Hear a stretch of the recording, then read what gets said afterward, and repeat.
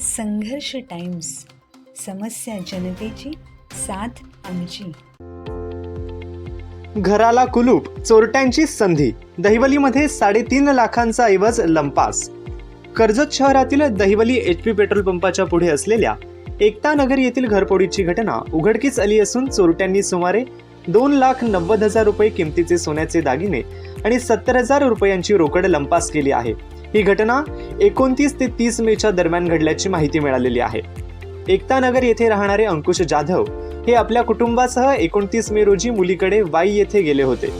एक रात्री मुक्काम करून ते शनिवारी म्हणजे 30 मे रात्री सुमारे 10 ते 10:30 वाजण्याच्या सुमारास घरी परतले. घरी आल्यानंतर घराचा दरवाजा उघडला असल्याचे त्यांच्या निदर्शनास आले. घरात प्रवेश करून पाहिले असता कपाटातील साहित्य अस्ताव्यस्त पडलेले होते. तसेच घराच्या मागील बाजूच्या दरवाजाची कडी तोडून चोरट्यांनी घरात प्रवेश केल्याचे दिसून आले. त्यानंतर घरातील सोन्याचे दागिने आणि 70,000 रुपयांची रोकड चोरीला गेल्याचे लक्षात आले. याबाबत अंकुश जाधव यांनी तत्काळ कर्जत पोलीस ठाण्यात धाव घेऊन तक्रार देखील केली. घटनेची माहिती मिळताच पोलीस उपनिरीक्षक तौसीफ सय्यद यांनी घटनास्थळी भेट देऊन पंचनामा केला.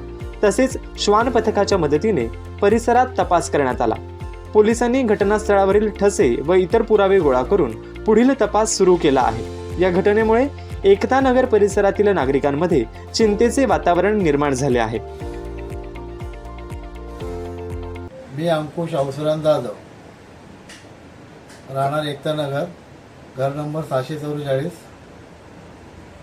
29 तारखेला आम्ही सकाळी 10 वाजता बाहेर पडलो. माझी मुलगी वाईला राहते, तिकडे गेलो होतो आम्ही आणि एक रात्र तिकडे काढले आम्ही. दुसऱ्या दिवशी रात्री 10 वाजता घरी रिटर्न आलो घरी. तर मी दरवाजा ओपन केला 10:15 वाजता.